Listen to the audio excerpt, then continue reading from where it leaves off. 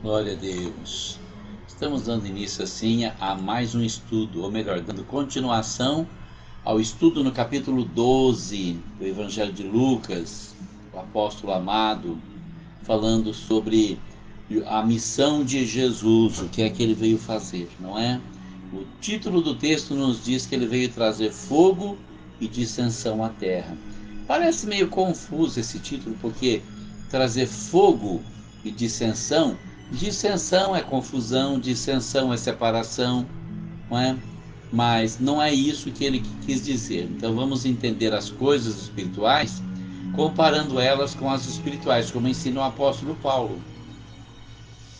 Porque na verdade o Senhor vem falar a respeito de um fogo, não o fogo químico que queima, que consome a matéria, mas um fogo que purifica a alma, um fogo que nos concede o poder, a ousadia do Espírito Santo. Jesus diz assim: vim lançar fogo na terra, e que mais quero se já está aceso? Importa, porém, que eu seja batizado com um certo batismo, e como me angustio até que venha cumprir-se. Cuidais vós que vim trazer paz à terra? Não vos digo mais antes dissensão, porque daqui em diante estarão 5 divididos numa casa, 3 contra 2 e 2 contra 3. O pai estará dividido contra o filho, e o filho contra o pai, a mãe contra a filha, e a filha contra a mãe, a sogra contra a sua nora, e a nora contra a sua sogra. Olha, não é tão difícil compreender o que acontece. Primeiro, quando ele fala que veio trazer fogo na terra e que já estava queimando nos seus dias, ele está falando a respeito do fogo do Espírito. O João Batista diz que Jesus é aquele que batiza com o Espírito Santo e com fogo. E ele vem falando desse fogo. Que fogo é esse? Aquele fogo que arde nos corações, que faz a gente sentir aquele amor pelas almas, amor pelo Criador, para ajudá-lo nessa tarefa de resgatar as almas perdidas, de levar a palavra de Deus aos confins da terra. Eu não posso viajar, eu não posso ir para o outro lado do mundo, eu não tenho condições de fazer isso, condições financeiras, nem tempo. Eu ainda trabalho, hoje dei 10 aulas na escola em Pitangueiras, cheguei muito cansado, eu não tenho tempo. Mas o pouco tempo que eu tenho, que venho parar nessa rede aqui, essa rede pode me levar para o mundo inteiro. Deus nos deu um poder nessa época que muitos estão negligenciando. Há muitas pessoas brigando por causa de política na internet. Há pessoas aproveitando a internet para vender produtos, para ganhar dinheiro, para fazer fama. E tem até aqueles tolos que fazem vídeos tolos para mostrar o corpo, para se aparecer, para ver se consegue fama de alguma forma. Para quê? O que você vai ganhar com isso? A única coisa que você realmente pode ganhar é ganhar almas para o Senhor e ajuntar tesouros no céu. Esse fogo que queima a nossa alma, que fala: olha, eu preciso alertar as pessoas que elas correm um grave e sério risco, porque se elas não estiverem preparadas quando morrerem, elas vão para o inferno queimar no fogo da maldição eterna. É esse fogo que está aceso em nossos corações, que não nos deixa ficar parados em casa quando nós temos a oportunidade de dar um testemunho, de levar a palavra de Deus, de transmitir um ensinamento da palavra de Deus. É desse fogo que Jesus estava dizendo, porque esse fogo já queimava o coração dele, ele não parava em lugar nenhum, não tinha carro, não tinha uma carroça, não tinha um burro para andar, não tinha uma bicicleta, não tinha nada, mas ele andava de um lado para outro, ele não descansava, pregando o evangelho em todas as cidades, vilas e aldeias por onde passava, dizendo para as pessoas: vocês precisam se arrepender, vocês têm que se arrepender, vocês precisam nascer de novo, vocês têm que nascer da água e do Espírito, vocês precisam deixar o Espírito Santo controlar a vida de vocês, porque só assim vocês terão a oportunidade de escapar da maldição eterna do inferno. E ele está dizendo: vim lançar fogo na terra, e que mais quero se já está aceso? Já queimava no coração dele, queimou no coração de João Batista, queimou no coração dos profetas, muitos dos quais morreram para pregar a palavra de Deus, por amor às almas que estavam se perdendo. Continuou queimando nos apóstolos e foi queimando o coração de muitas pessoas até chegar a nós. Não foi fácil para as pessoas que enfrentaram o tribunal da Inquisição. Não foi fácil para aquelas pessoas que morreram queimadas na fogueira da Inquisição, porque pregavam a verdade e não voltavam atrás, mas o fogo que queimava o coração delas era mais forte do que o fogo que queimava as suas carnes. E assim seu espírito subiu para diante de Deus, cantando louvores ao Criador, porque haviam tido a oportunidade não somente de pregar o Evangelho, mas de viver no sacrifício vivo, santo e agradável a Deus. Jesus diz: eu vim lançar fogo na terra, já está aceso. Então ele menciona uma coisa que é a dúvida de muitos teólogos. Ele diz: olha, importa porém que eu seja batizado com um certo batismo, e como me angustio até que venha se cumprir. Muitas pessoas perdem tempo questionando: será que Jesus teve medo na hora da morte? Não é possível. Teve sim, irmão. Teve, porque ele sabia perfeitamente o que ia acontecer, a morte pavorosa que ele teria naquela cruz, e sabia também que o Pai o deixaria no momento em que ele recebia os pecados da humanidade, porque Deus não suporta pecado. Então, como é que é? Jesus não pode ter medo, porque ele era apenas um homem. Se fosse Deus, não teria medo. Se fosse Deus, também não morreria. Se fosse Deus, também não poderia receber o pecado do mundo sobre si, porque Deus é santo e o pecado não pode chegar onde está Deus. Mas naquele momento, durante o seu ministério terreno, e aquele momento em que ele morria, era apenas um homem. Havia deixado a divindade no céu. Ele havia deixado a divindade na mão do Pai. Paulo diz que ele despojou-se a si mesmo e tomou a forma de homem e morreu por nós na cruz. Então observa que para fazer isso ele tinha que fazer apenas como homem, como um simples homem. Porque como Deus, ele nos impossibilitaria de seguir o seu exemplo. Hoje alguém diria: olha, Jesus fez assim. Você poderia dizer: mas ele era Deus. Não, irmão, naquele momento que ele morreu, no momento da cruz, no momento das suas pregações, as dificuldades que ele enfrentou, provam que ele era apenas um homem. Deixou a divindade no céu. Não é que ele abandonou, que ele entregou, não. Ele deixou aos cuidados do Pai. Veio como homem nos salvar, e depois da ressurreição, então ele reassumiu a sua divindade. E tem várias passagens na Bíblia que podem provar isso claramente. Nós temos várias evidências de que ele era apenas um homem, principalmente quando ele diz que não sabia o dia da sua vinda. Ele não sabia, como homem. Depois da ressurreição, quando ele reassume a natureza divina, e os discípulos perguntam para ele: Senhor, tu restauras nesse tempo o reino a Israel? A resposta dele não é: o filho não sabe. Pelo contrário, ele diz: a vós não pertence saber os tempos e as estações. Porque agora ele sabia, mas ele não diria, não fazia parte do plano. Então, olha, as evidências são claras e muito ricas. Então ele diz: eu me angustio até que venha a se cumprir. Era o medo do que estava por vir, do que iria acontecer. O Cordeiro seria imolado pela humanidade. O Cordeiro de Deus que tira o pecado do mundo. Ele sabia que ele ia passar por toda aquela tortura, todo aquele martírio, por toda aquela afronta que ele passou, por todo aquele sofrimento, e que quando ele recebesse o pecado do mundo, ele estaria sozinho. O Pai não poderia ficar com ele, porque o Pai é santo.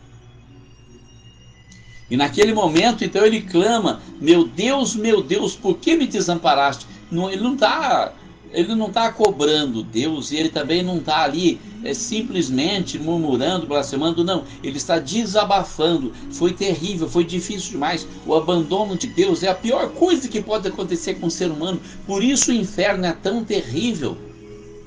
Quem foi para o inferno, quem vai para o inferno, vai sentir as minhas palavras.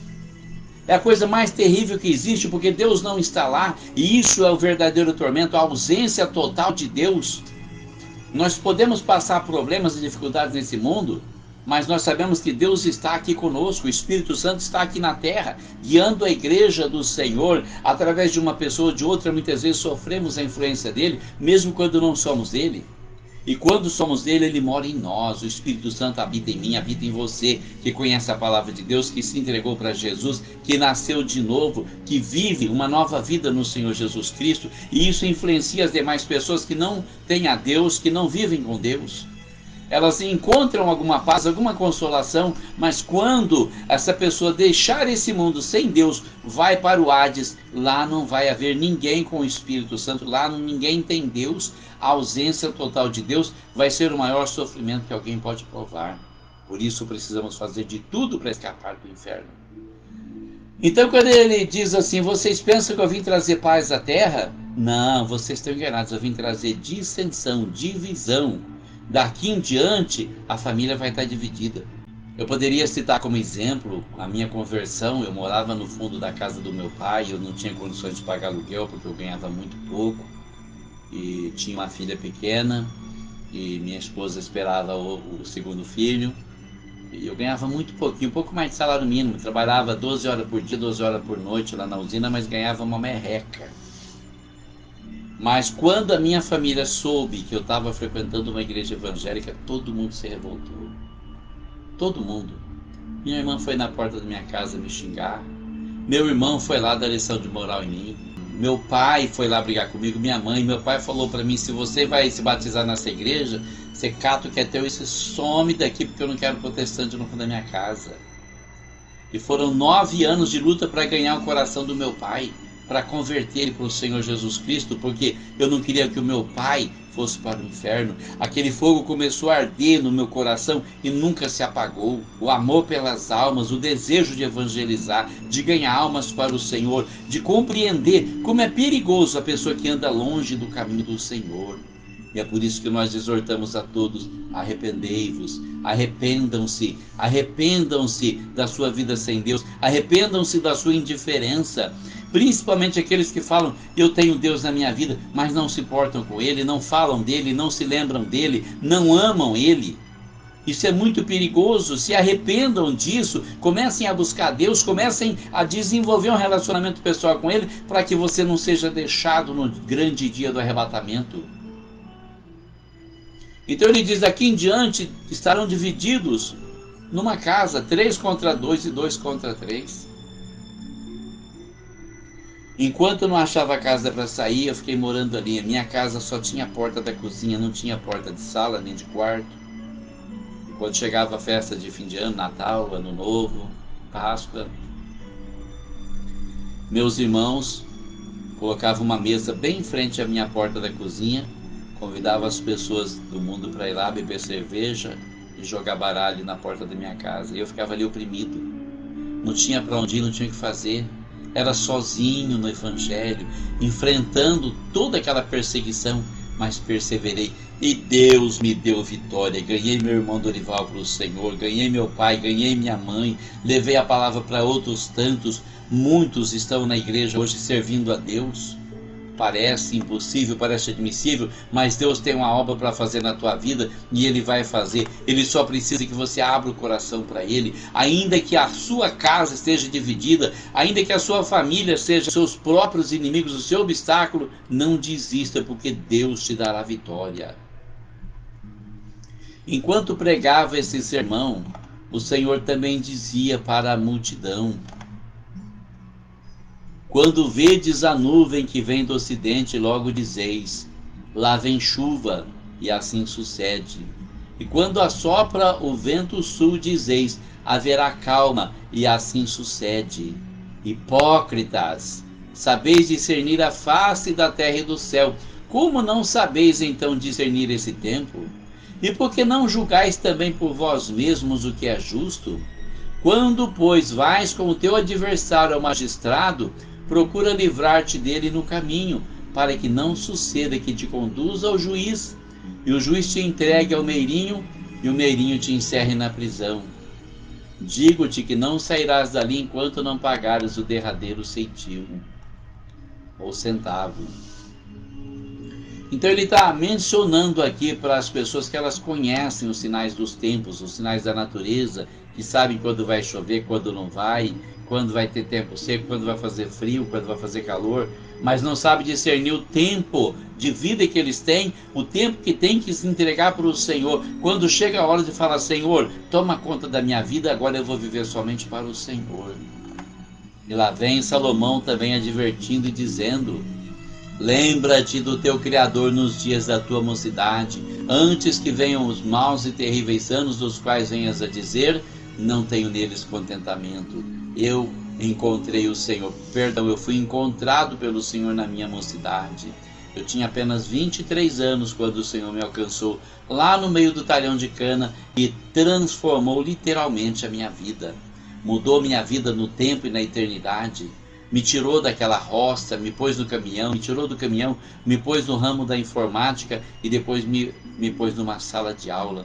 Me permitiu e me ajudou a escrever 18 livros e publicá-los.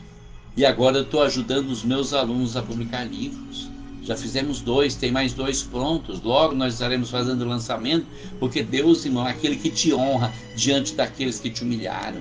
Aqueles que disseram que você não tinha capacidade, que você não ia chegar a lugar algum. Deus é aquele que te honra. Então precisa conhecer o tempo. É chegado o tempo que você precisa entregar a direção da sua vida ao Senhor Jesus Cristo. É preciso você julgar o que é justo e o que não é.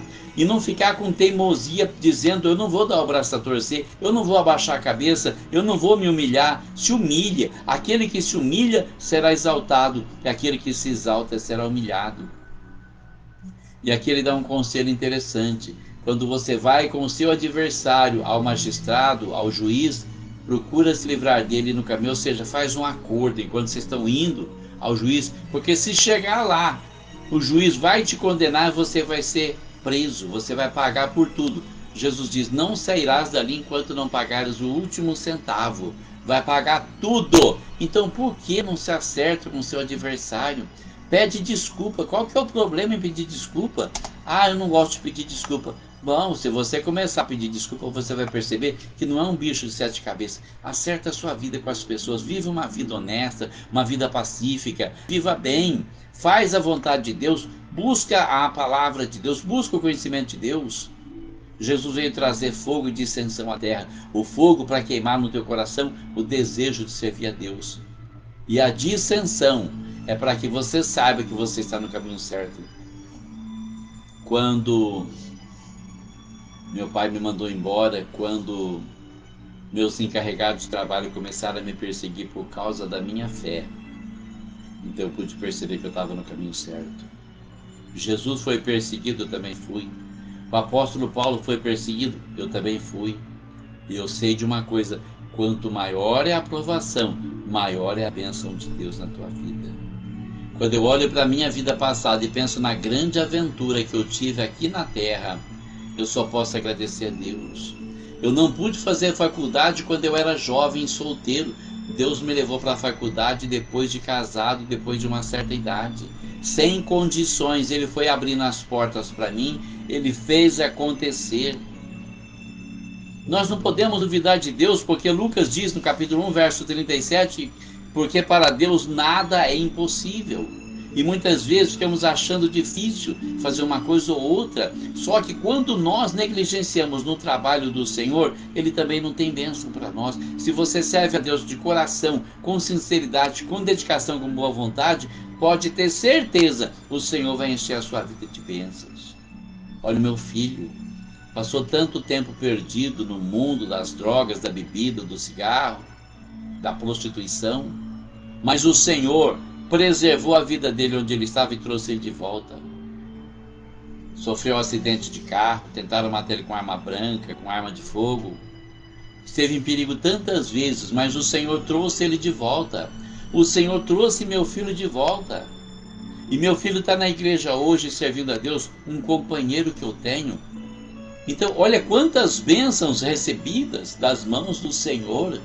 Quantas bênçãos, por quê? Apenas porque amei o Senhor, amei a sua palavra e Ele me retribuiu dessa forma. Olha quantas bênçãos você pode receber. Muitas vezes nós corremos atrás de dinheiro, de fama, de tantas outras coisas que não vão satisfazer a nossa alma, mas quando nós buscamos ao Senhor e nos dedicamos no trabalho dele, pode ter certeza, sua vida vai ter uma satisfação, um gosto como nunca teve antes. Peço que vocês orem pelo Brasil, estou orando por vocês, orem por mim, pelo pastor Olival, orem pelo meu filho George, orem pela nossa nação e vamos vigiar, irmãos, vamos ficar atentos, porque o Senhor tem um plano e Ele está desenvolvendo esse plano, tá bom? Deus abençoe você, Deus abençoe a sua família, Deus abençoe o Brasil, em nome de Jesus.